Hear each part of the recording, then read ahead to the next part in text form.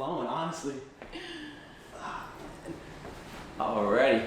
What's going on, guys? Welcome back to the Sit Down, episode 6, part 2 with my good friend Yona. And I know I had preference last time that we're really going to talk about voting. Yes. For the election coming up, right? And some of the social division and some of the characters that have kind of come into play over this past year in particular that we believe, you know, talking off camera, have always kind of been there. Yes. But they've sort of been in the shadows. And, you know, now because of what they see at the top, it gives them the confidence, it gives them the willingness to take ammo. a chance, right? To give them ammo, to take a chance to be more vocal about, you know, maybe their kind of viewpoints or their, you know, racism, things of that nature, because it's and that's such a word that people like to tiptoe around, but it's there and it's part of our lives today. So exactly. So let's dive in, huh? Okay. Let's go for it. So voting. Let's talk about it. Yeah. Where do you feel about it? How do you feel our generation is doing in terms of really kind of leading the charge in terms of, you know, being something that we can look at to show like, hey, they did a really good job with their voting. Right. Do you feel like that's in? Actually, let's just start there. No, actually, next one. Don't overload you. So yeah, with voting, I feel like our generation has a lot of work to do. I don't know about, I can only speak for myself, my experiences. I'm coming across a lot of people who are just, I don't like option A, I don't like option B, I'm not voting. And it's like, okay, you know? In a way, it's kind of sad because it's so many people out there who wish they could vote and can't, right? You have green card holders, you have illegal immigrants, you have a lot of people in this country who wish they could vote and they can't vote. So let's all remember that being able to vote is a privilege. 100%. Okay? And especially for African Americans, Black people like myself, there was a time when we couldn't vote. Right? There was a time when we were, even though we had the right to vote, people who are not Black did anything they could to scare us away from being able to vote. Yep. So for me, as a Black girl, as a Black individual, I think it's important to practice that right that so many people fought for. You know, Martin Luther King, Malcolm X, all these guys fought for that. So being like, oh, I don't like any of them, I'm not voting, that's, what did we work hard for? Right. Where are we moving towards? And then those are the same people who are going to probably be complaining right after the election. Isn't that ironic? It's like, you didn't do anything about it when you had the chance, but now that it's over with. You can't speak. Yeah, you want to complain about it. It's like, crazy. Hold up. Yeah. And I think one thing that I think a lot of people kind of overlook is voting at a state level, voting at a county level. Yeah. But I think a lot of people don't hold that in as high regard as the primaries, right? Your local elections. Yes, I think it's important. a lot of times I can't say it's more important than the national election. However, I think they equate, they're equal. They're just as important as the other. The only thing is, local elections requires for you to go out and do your research. Yes. Right? And a lot of people don't want to do that. It requires for you to actually get out there and figure out who's leading your city and the state that you actually live in. And you would think that would be like enough for someone to go, oh, let me educate myself on that because it's super important. I live in this state. I live in this city. Corey Jones, right? Palm Beach County. A lot of people see these things happening locally, whether it's, you know, the racial injustices that we're seeing, okay? They're seeing it happen in their very own state, in their very own city, and they're not even thinking of who's running that state, who's running that city. They automatically look at our leader, the leader of this country, who I can say, yeah, there's some responsibility there. However, focus on your city. I don't know what that was. What was that? Nah, you're good. However, focusing on your city is just as important, but I just feel like young people just don't want to do the research, so you don't see them for local elections. Right. And I think it's tricky too because especially on the local level, Yeah. it's not as talked about, as would the primaries be. So like you had said, it's not as easy, it's not as readily available to get that kind of information, to get yourself educated. So it takes some more legwork. But I honestly think that potentially the local state election is, like you had said, equally or perhaps even more important than the primary because you're going to feel what your state does more than what the country does a lot of times. Yeah. So if you don't put the right person in representation of your state that you're in or of the city that you're in, you're going to be really unhappy. You're going to be really unhappy. I am. And I think that's one thing, like you had said, that our generation, I think we need to do a little bit better at. We need to do better. And I don't know if they also need to work on maybe making the information more readily available to us, finding a way to be on television more, or we're techie people, right? Yeah.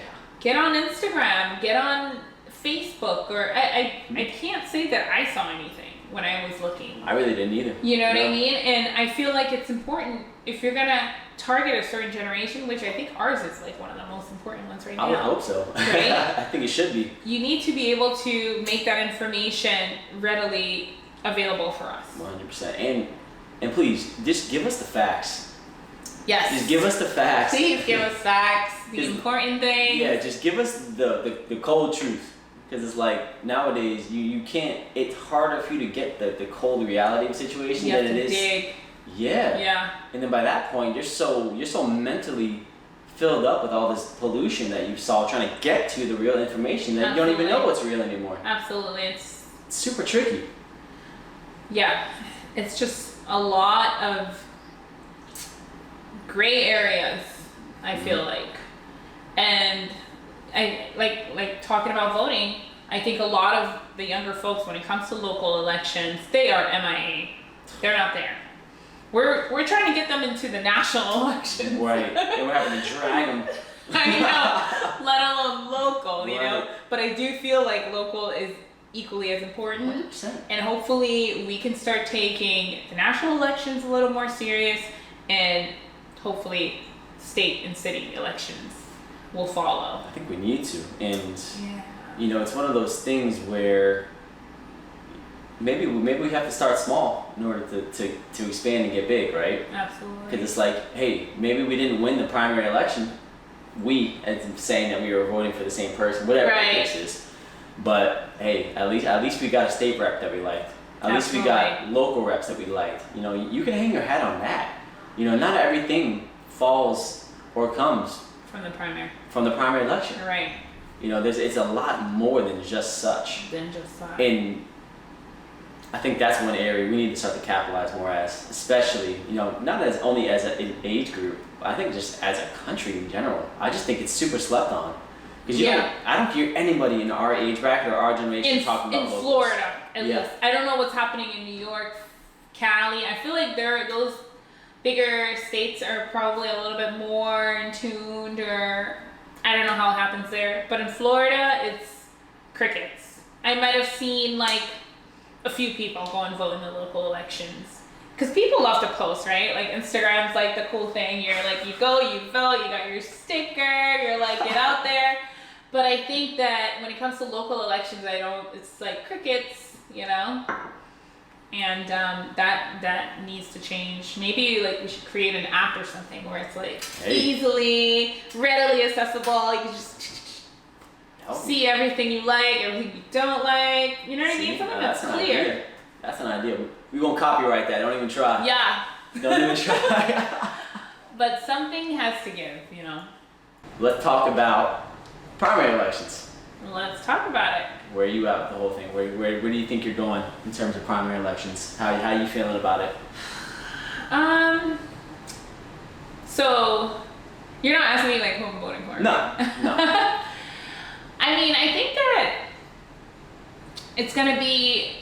By the way, that's fun. See, that's exactly why I want to have the show. What? The way you responded to like, hey, if I were to have asked you who you voting for, like it's almost like you got uncomfortable. Like that. It's it's not you, but like that's it's part society. of the no. That's part of the problem. It's like you shouldn't get judged based off of who you're gonna vote for or not vote for. I know it's intense. That's so there. cool we got that on camera because that's the perfect example of like what this whole channel is about. Just I like, know. But no, I was just wanting to point no, that out. No, but like 100% what you're saying. Like we're living in an age where people have a voice because they have the internet. People can say anything, and it's our First Amendment, right? Freedom of speech. Mm-hmm. But it's it's just so many different things out there. We're all from so many different places. We all view things so differently that I don't expect for an entire population to just agree on one thing. Right. And that's where I'm grateful for elections. We all get to vote, and the majority of votes that one candidate gives is who gets picked. Right. Regardless of this population who's from wherever they're from. You know what I mean? And that's the beauty of it. Until there's, once you add corruption and everything like that, it's no longer beautiful and that's it's a whole an different issue. ballgame And there. it's like, okay, but I don't know. I'm a little bit apprehensive. I'm not sure what's going to happen, especially with the mail-in votes and people being afraid to go and stand in line. See them people ripping out all these postage boxes. They tell them, go put them in these postage boxes, and they're ripping them out all over the place. So it's like, wait, what? Is this a setup or something? What's going on? It's just crazy, and I hope it's going to be done smoothly. I hope everybody's votes is going to count, and I hope everybody will have the opportunity to vote. I think a mail-in vote would be great.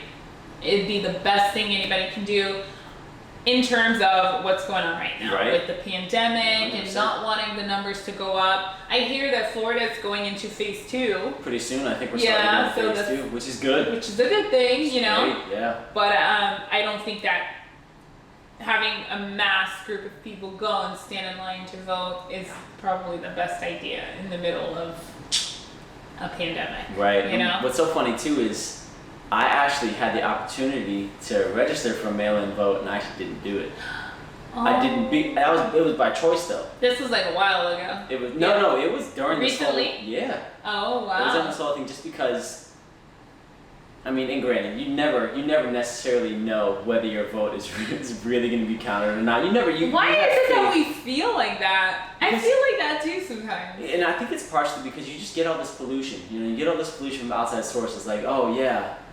Yeah, like people. Oh, they missed X amount of polls from this state, or they missed 100,000 votes from this state. It's like you just start to hear things over time, and I think it just sort of corrupts your mentality about it, which is normal, but it's toxic though, right? Because it's like that would be like you, Yona, taking your past experiences from your past relationships or whatever the case may be, and trying to apply the same sort of mentality you had for that to the next one. How do you think that's going to end for you? Yeah. You know what I'm saying? So it's like, a load of crap. Yeah. Exactly, right. I will say what kind of threw me off was hearing, everything that's been going on with the mail-in ballots and him not wanting to fund or I'm not going to the accept U.S. Post Office or like, right. But our president made a remark that, mail-in ballots would end up being fraudulent and that people are going to cheat the system and somehow not count his votes or whatever it was that he said. But he did leave Florida out of it. He was like, but Florida, I can trust. I don't know if you caught that. I'll tell you why. You want to know why? Because DeSantis is his little puppet. Right. Trump has his hand so far up that dude, he's talking for him, honestly. No, but just hearing him say, but Florida, no, they got things under control there, made me feel like, well, is my absentee ballot gonna count? I literally felt like, there's your fraud. Why are you so comfortable saying that it's not gonna happen in Florida? Like, what do you know that we don't know? Right. So, I'm really kind of like unsure on how November's gonna go. Yeah, and I'm nervous myself because, obviously, I'm gonna keep it pretty partial for now. Yeah.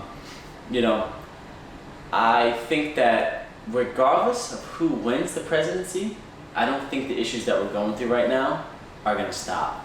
And I think a lot of people kind of have this misconception that once X person leaves office, or X person stays in office, or a new person comes into office, that things are going to just resolve themselves and everything is going to go back to normal. What normal? There's no such thing as normal. Oh my goodness, I heard that so many times. Like when people say like back to normal. Go back to normal, like what does it even mean? That dude? sentence. Normal. Just I cringe. bothers, yeah. I cringe when I hear it. Because Go like back seriously, to normal. what is the definition of normal? Your definition is going to be vastly different than mine, which is vastly different than anybody else's. Absolutely. It's like what like that's just such a bad mindset to have, because it's like it's going to take intentional, consistent effort at whatever we're trying to accomplish to make it happen. Yeah. So it's like, I agree. Gets me fired up. I definitely have heard, I've heard that sentence, and unfortunately with everything that's gone, well, I'm not going to say unfortunately, but with everything that's happened, that's transpired after the George Floyd event, I've definitely had, some conversations that weren't the most comfortable conversations. And I'm not a very confrontational person, to be honest with you. I'm very passive, and I think I get that from my dad. My dad is super like, oh yeah, it's all good. Like the waiter can bring him like the wrong food, and he's like, anyway. You're good. I'm similar. He's like that, I feel right? bad. Yeah. And I'm very similar to him in many ways, and in other ways I'm not. Where I'd be like, Dad, you need to send that back. But I've gained that passive, like, you know what? I feel like people who are like that live longer and healthier lives. When you don't let every single thing affect you. 100%. Agreed. But unfortunately with this whole, George Floyd, Breonna Taylor, like, it's been back to back. Jacob Blake, like, with all of that and all the light being drawn to that and all the conversations that started from that, this whole passive Yona thing was like, okay, like, no. You can't. You know how you feel. Mm-hmm. You have the opportunity to educate some people. You have the opportunity to have a conversation with some people and say, hey, like, yeah, I smile every day and I act like everything's okay, but no, like, there's definitely things that you can do that I could never do. I have to walk a straight line every single day of my life, and the minute that I deviate from that straight line, it's like an eyebrow goes up, like, oh, typical. That's expected from her. No, dive into that. Give me an example. An example with, I have so many examples, but I just feel like as a Black woman, I have to always be good. Always. I have to behave, I have to speak well, I have to carry myself in a certain way. Like, I may joke around here and there with my friends if it's like closed doors, but if I'm walking in a store, I'm not walking in a store acting weird or being funny, or I'm gonna try to be normal. I'm gonna act, I don't know how to explain it. Like, it's the hardest thing for a Black girl to, to explain it to you. But I guess you've heard before, like, a lot of Black people, when we go into stores and stuff like that, we're typically, hi. Like, I come in, I say hi, especially a small little place. Hi, how are you? Because I want to make you feel comfortable first, so that you don't follow me around thinking I'm just, Black people steal, right? I'm going to steal something. So I like to come and, like, I feel like I have to make people feel comfortable. Like, hey, it's okay, I'm Black, but I'm relaxed. I'm not going to do anything crazy. I hate to say that, but it's really, like, how I feel. Like, so when I say I have to walk a straight line, I have to carry myself a certain way so that they don't stereotype me or put me already in this category, whatever it is that they see on TV. You know what I mean? So this is where I do feel like it's a societal issue. It's something that's learned. It's something that I grew up watching TV, watching shows, watching movies where the darker figure is always like the bad guy, the thief, the one stealing, or the one committing all the crimes, and the lighter figure is like the protagonist, the good one. That's really interesting. I've never thought about that before. Yeah, I mean, it's been taught to everyone, even to us. Right. So it's. And I think what a lot of people fail to recognize is that if you look at the fundamental building blocks of what the United States of America was built on, Yeah. it's oppression, stealing, killing, and slavery. Absolutely. I mean, the only native people to the land are Native Americans. I don't think people understand that. I don't think so either. Because you hear people online, right? Everybody's got Twitter fingers. Everybody's a big bad boy online, right? Oh, everybody's so strong Everybody's a bad boy online. and we'll get into that in a second. But you hear these people talk about, oh, if you don't agree with me, you can just leave. Mm-hmm. But you go with them, because I don't want you here either. We're all transplants, dude. Like, what are you talking about? 100%. You're ignorant, man. Like, I know. Honestly, that's what it is. I It's know. just pure ignorance to me. It's really sad, and reading it is like, it makes me feel like, man, this sucks that I live amongst people like that. You know what I mean? Like, I want to think it's 2020. I'm not living in the 1950s, but no, it's definitely still there. Racism is still there. It's alive. It was quiet, but somebody gave it, it's a little louder than it was probably 4 years ago.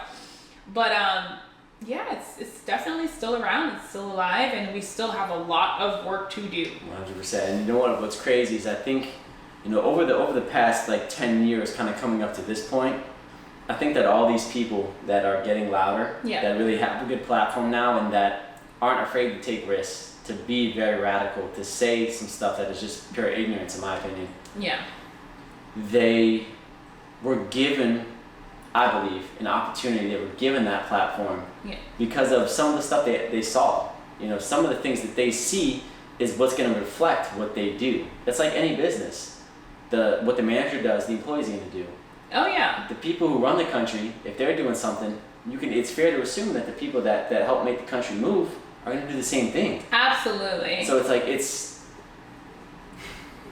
discouraging in the sense of like, I think up to this point there was a huge false sense of security that like there really was a lot more progression. I know. And it's exhausting for me, and I'm on the outside looking in. Right. You know what I'm saying? And I can only speak for myself, as you can't speak for yourself. It's like, just from me, trying to have some sort of foothold and just helping to progress and helping the community, helping you guys get the things that you need to just live the standard basic human life like I get to experience. Right. It's freaking exhausting, and it's frustrating, and it's infuriating, because it's like, I just don't get where the disconnect is. I know. Like, the average person doesn't see it like that, though. No, not and at all. It's so it's I know. Not at all. I think like we're a lot of people who think differently are under the impression that we don't face any kind of injustices or inequalities or oppression. They're under the mentality that we're playing victims and we're acting like we're just victimized. We're victimizing ourselves. We're just like, oh no, but no, these are facts. right. And then you get your, I don't see color, like I have a friend who's black, or color doesn't mean anything to me, race doesn't matter to me. But when I go to apply for a job, I fill out an application. And it's on there, isn't right? it? It's funny. Male how or that works. female. I don't know why that's important. I put it in. Race. Why on earth is that important if we don't see color and color doesn't matter? You know what I mean? You go and even at work, one of the main things you learn at work when you're doing those little modules, before you actually start, is cultural diversity in the workplace.